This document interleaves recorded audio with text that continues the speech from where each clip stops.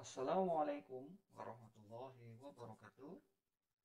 Pada kesempatan yang baik ini, kita akan belajar tentang sel elektrolisis, ya, lanjutan dari sel Volta dalam sel elektrokimia. Diharapkan setelah mempelajari materi ini, peserta didik dapat memahami apa itu sel elektrokimia, khususnya sel elektrolisis. Memahami sel elektrolisis dan aplikasinya dalam kehidupan sehari-hari. Sel elektrolisis. Apa itu sel elektrolisis? Sel elektrolisis adalah sel elektrokimia yang menghasilkan reaksi redoks dari listrik. Nah, di sini berarti listrik menyebabkan adanya reaksi redoks, kebalikan dari sel Volta, ya. Proses elektrokimia berlangsung dalam sel elektrolisis.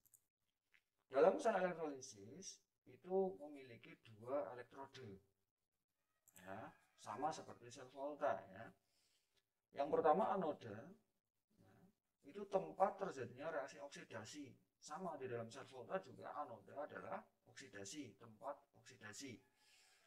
Dalam sel elektrolisis, anoda dihubungkan dengan kutub positif dari sumber listrik, ya, dari sumber listrik, sehingga anoda merupakan elektrode positif, ya. Sementara di katoda itu terjadi reduksi. Nah, katoda dihubungkan dengan kutub negatif dari sumber listrik, makanya katoda ini disebut sebagai elektrode negatif, ya. Perhatikan gambarnya ini. Ini katoda negatif, ya, karena dihubungkan dengan sumber arus listrik kutub negatif di sini, ya. Nah, sementara untuk anoda itu dihubungkan dengan kutub positif, ya, dari sumber listrik. Nah, ini rangkaian dalam. Dalam rangkaian dalam, maksudnya dalam larutan ini, ya, itu elektron dari katoda menuju larutan. Nah, ini dalam katoda di sini, dari katoda ini kan elektron mengalir, dia menuju larutan, ya. Nah, di dalam larutan ini ion positif mengalami reduksi pada katoda tersebut. Ini elektron menangkap atau ditangkap oleh Ag+. Misalnya ini larutannya adalah AgNO3 misalnya, ya, dengan anoda dari perak atau Ag, ya. Nah, ini katodanya ini besi Fe, ya.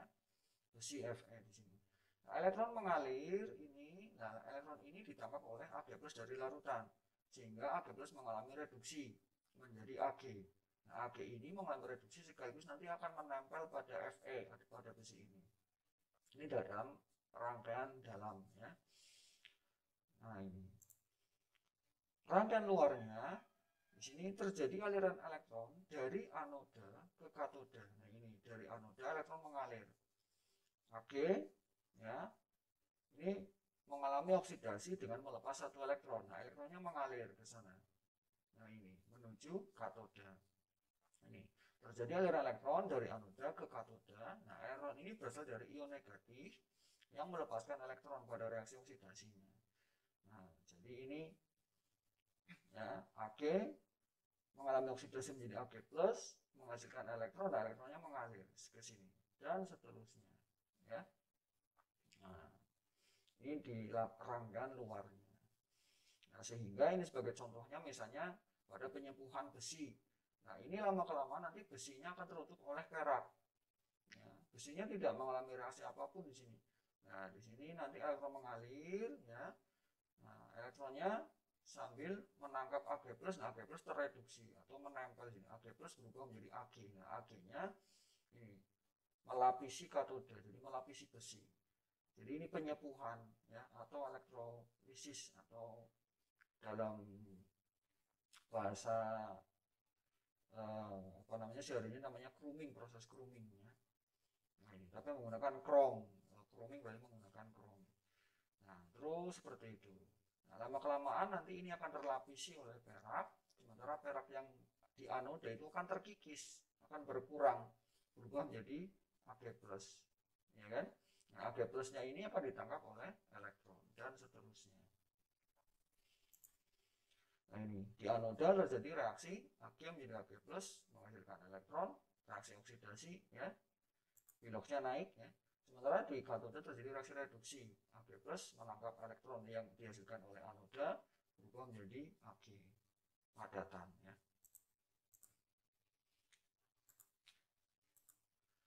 Sel elektrolisis tadi sudah dijelaskan adalah sel yang menghasilkan reaksi kimia dari energi listrik. Ini berlaku khusus untuk elektrolisis leburan atau lelehan. Leburan itu berarti misalnya logam perak ya, logam perak dipanaskan meleleh. Nah, misalnya garam dipanaskan meleleh. Jadi ini belum bercampur air ya. Leburan atau lelehan sama saja. Jadi fasenya dalam bentuk fase cair ya, seperti cair tetapi dia tidak bercampur dengan pelarut. Itu namanya leburan. Garam meleleh gitu, garam melebur gitu ya contohnya.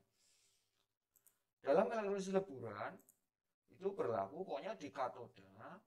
Nah, kation itu apa? Kation itu ion positif, itu namanya kation. Misalnya NaCl itu menjadi Na plus dan Cl minus, maka kationnya adalah Na plusnya. Anionnya itu adalah Cl minusnya. Ini di katoda, kationnya selalu mengalami reduksi. Nah, di katoda sebagai elektroda negatif ya. Nah, ini di anodanya anion, ya, jadi ion negatif bermuatan negatif mengalami oksidasi. Ya. Nah, di anoda ini sebagai elektroda positif. Nah, ini untuk menghafalkannya berlaku Karmin-Elek. Maksudnya apa ini?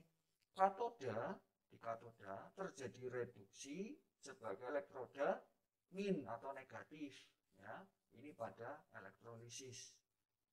Nah, itu cara menghafalnya begitu. Itu otomatis ya katodanya kan oksidasi sebagai elektroda positif. Nah, itu ya. Karmin-Elek, katoda reduksi elektroda negatif min ya, elektrolisis. Itu cara menghafalkannya seperti itu. Kalau kemarin dalam sel volta kan sel volta berlaku kapan? Katoda positif, anoda negatif. Ini kebalikannya. Ya.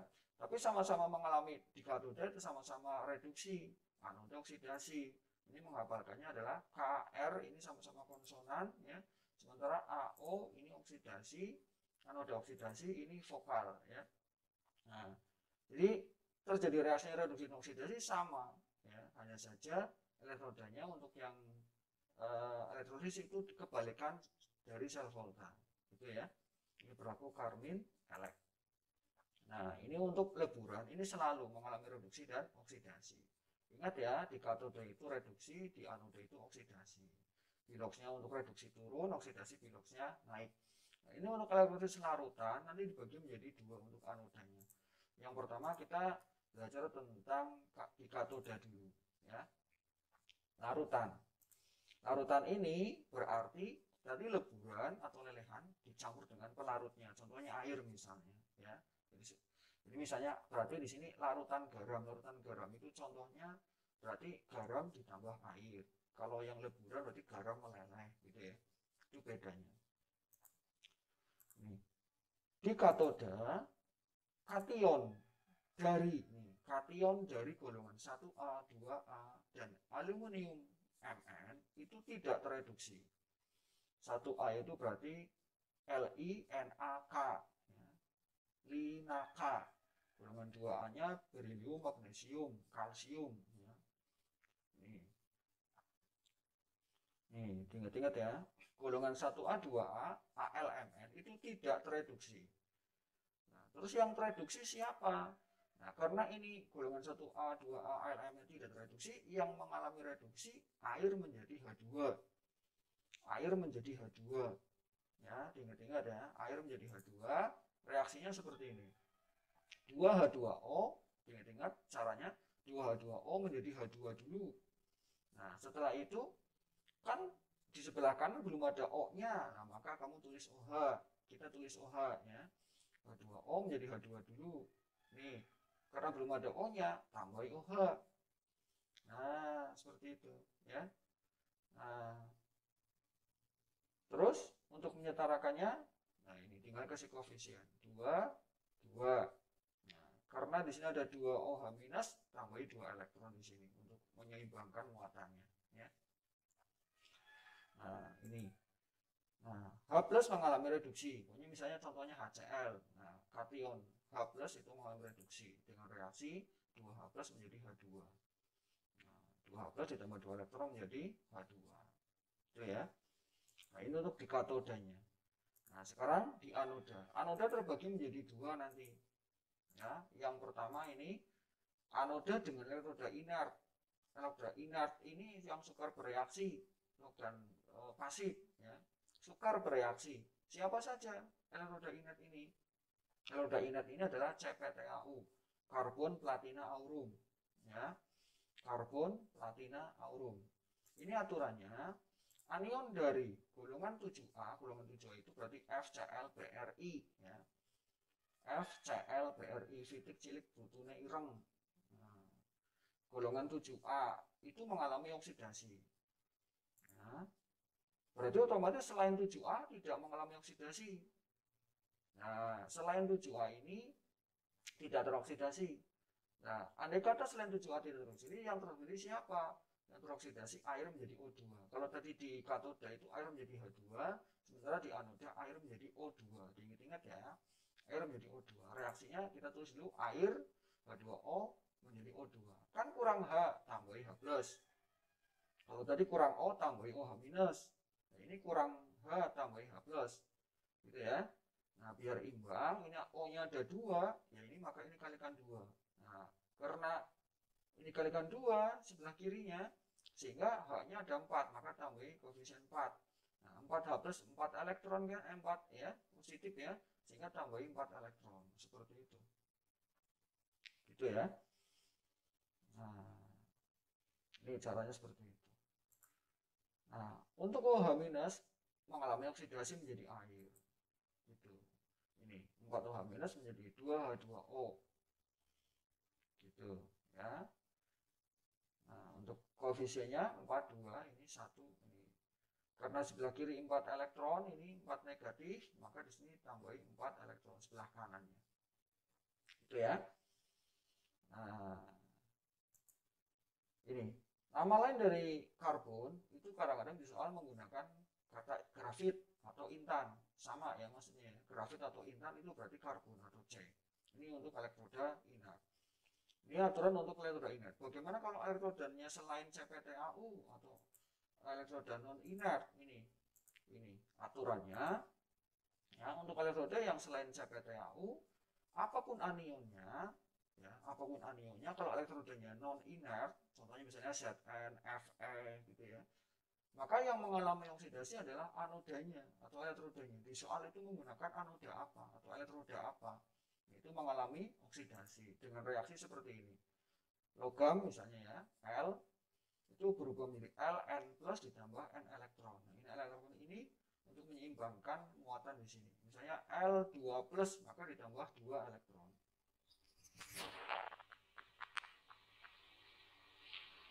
Ini ya, kalau misalnya di sini 3 plus maka ditambah 3 elektron gitu. Nah, diingat-ingat ya aturan ini ya. Nanti kita akan belajar contoh soalnya bagaimana. Nah, berikut contoh soal dan pembahasannya. Tentukan reaksi elektrolisis dari yang pertama leburan NaCl dengan elektroda grafit. Ini leburan NaCl misalnya ya. Terus yang kedua larutan NaCl dengan elektroda grafit juga. Yang C larutan NaCl dengan elektroda Zn. Jadi untuk yang A dan B bedanya leburan dan larutan. Ya. Sama untuk yang B dan C bedanya grafit dan Zn. Ini inert, yang ini non inert ya. Nah, bedakan itu ya. Kita coba bahas yang A dulu ya. Leburan. Jadi setiap leburan di katoda, setiap kation, ini kation anion ya, itu mengalami reduksi. Nah, di anoda juga demikian, anion ya mengalami oksidasi. Nah, berarti Na ini mengalami reduksi, Cl juga mengalami oksidasi. Untuk leburan ya, semuanya mengalami. Nah, Na plus tereduksi menjadi Na. Ingat ya, reduksi ya. Sementara untuk yang di sini yang Cl-nya oksidasi. Cl minus berubah menjadi Cl2. Nah, pokoknya diingat-ingat untuk kebanyakan golongan 7A FClBrI itu menjadi gas diatomik atau ion senyawa diatomik atau yang F2, Cl2, Br2, I2 ini di sininya ya. Nah, leburan selalu mengalami, sehingga reaksi di katodanya ini Na plus menjadi Na. Nah, karena belum sama muatannya maka di sini tambah 1 elektron gitu ya. Untuk di anodanya Cl minus berubah menjadi Cl2.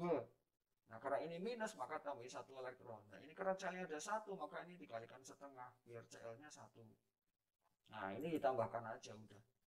Ya, ditambahkan elektronnya hapus hilang kanan kiri kan ya. Nah, sehingga menjadi Na plus ditambah Cl minus, ini Na plus tambah Cl minus menjadi Na ditambah setengah Cl2. Karena dalam reaksi kimia menghindari pecahan maka ini dikalikan 2. Sehingga menjadi 2Na plus ditambah 2 Cl minus menjadi 2Na plus Cl2. Seperti itu ya. Ini untuk yang A, untuk leburan. Yang B sekarang, larutan NaCl dengan elektroda grafit. Berarti kan ini elektronya inert nih, grafit ya. C ya, berarti ya. Nah, ini NaCl. Ingat tadi untuk larutan ya, di katoda kation golongan 1A tidak mengalami reduksi, maka Na tidak mengalami reduksi. Ya, yang mengalami itu nanti siapa? Air menjadi H2 ya. Nah, Cl-nya karena ini elektroda inert ya, Cl golongan 7A mengalami oksidasi kan? Mengalami oksidasi. Ya enggak? Nah, ini Na plusnya tidak mengalami reduksi, maka yang mengalami air menjadi H2. Ya, gitu ya. Nah, yang mengalami air menjadi H2. Cl-nya mengalami, nah, sehingga Cl berubah menjadi Cl2. Cl minus berubah menjadi Cl2. Ini reaksi di katodanya H2O menjadi H2. Karena kurang O tambah OH minus, gitu kan? Nah, ini kasih koefisien setarakan. Untuk di anodanya ini Cl minus menjadi Cl2. Seperti itu ya. Nah, tambahkan aja udah. Nah, elektronnya dihapus sehingga 2H2O ditambah 2Cl minus menjadi H2 ditambah Cl2 ditambah 2OH minus. Nah, ini untuk yang larutan dengan elektroda inert. Sekarang yang C, larutan dengan elektroda Zn non inert ini. Nah, aturan di katoda sama ya. Kation dari golongan 1A, 2A, KLMN tidak mengalami reduksi kan, yang mengalami air menjadi H2. Nah, ini. Nah, Cl-nya bagaimana? Apapun anionnya, di sini anionnya berarti di sini Cl ya. Yang mengalami oksidasi adalah elektrodenya, berarti mengalami Zn ya. Sehingga Cl di sini tidak mengalami, yang mengalami Zn ini. Nah, ini nanti yang di katodanya menghasilkan H2, sementara di anodanya menghasilkan Zn2+. Itu ya, oksidasi sih. Sehingga reaksi di katodanya sama seperti ini.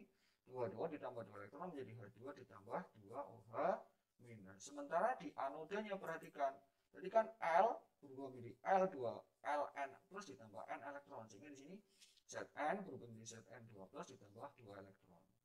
Ingat ya, ini satu soal yang hampir sama tapi jawabannya beda jauh ini. Ya. Nah, ini elektronnya hapus aja sehingga 2H2O ditambah Zn berubah menjadi H2 ditambah Zn2 plus ditambah 2OH minus. Oke.